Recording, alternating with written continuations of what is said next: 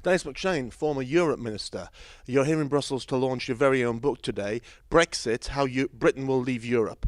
Will you tell us a bit about it? It's my great fear that if we get to a referendum on leaving Europe in Britain, that's if Mr Cameron is re-elected, and there's a very good chance, we don't know the election result on the 7th of May, then you've got Britain full of forces against Europe, currents, tributaries, the Conservative Party, UKIP, of course, with a big reservoir of votes, the press, we all read Mr Murdoch's Sun and the Times and the Daily Mail, Daily Telegraph, business that sees Europe and the Eurozone as sclerotic without growth, full of red tape.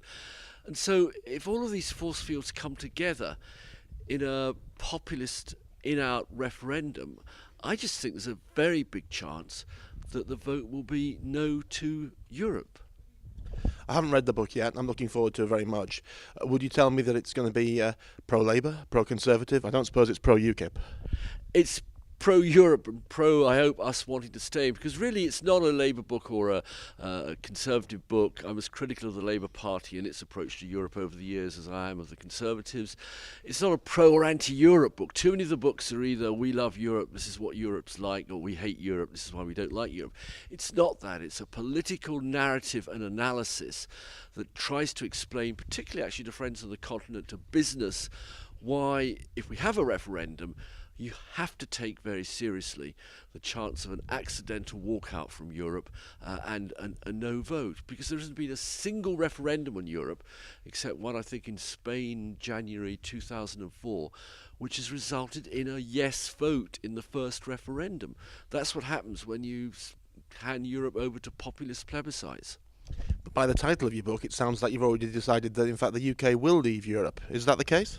No, I hope not, and I will fight like crazy with all other pro-European friends and sensible people and businesses to keep us in if we do move to that referendum. But I am concerned at what I call the complacency of a large number of my friends in Britain who say, oh, we'll never ever dare leave Europe. Oh, voters won't want to leave Europe. Oh, Mr Cameron will come back with concessions on free movement of people or social Europe or a rewrite of the treaty. I'm just not sure all of those things are true. And the point about a plebiscite is it's emotional, it's about resentment.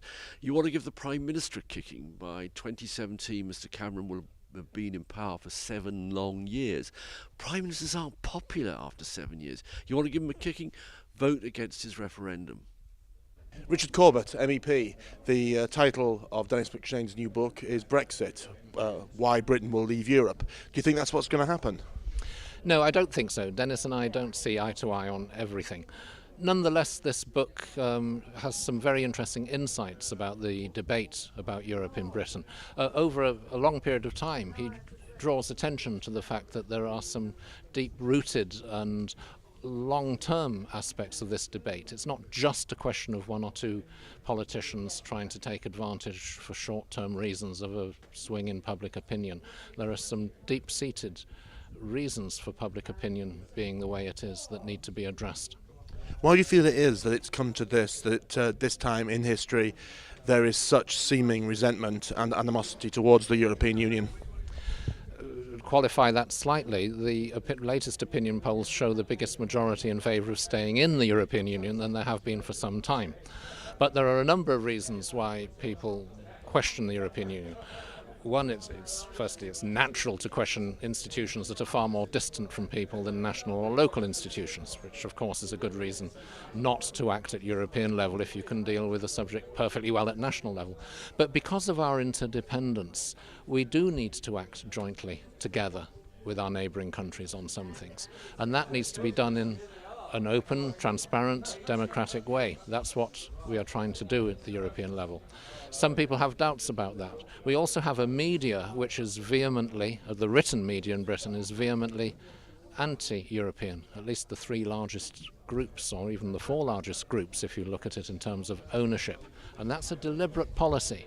So from the Times to the Sun, you get a diet of what we call Euromyths, stories trying to portray the European Union in a negative light.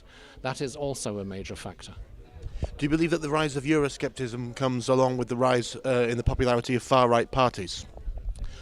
Far-right parties are usually Eurosceptic across Europe. Some of them rose well before the economic crisis. They seem to be, in many cases, a protest almost against globalization, the internationalization of society. It's not just about Europe and the European Union, it's wider aspects of that. And in particular, of course, migration. And that is the issue which they have focused on. And in the case of UKIP, for example, cleverly tried to link that with the European Union, although most migrants in Britain are from outside the EU, but they try and blame it all on the European Union. What hope for the future, Richard? Well, what I take encouragement from is that whenever Europe is debated with people, the level of support for it goes up. Time and time again we've seen that. The more people are informed, the more they've actually discussed Europe, the greater the level of support for our membership of the European Union.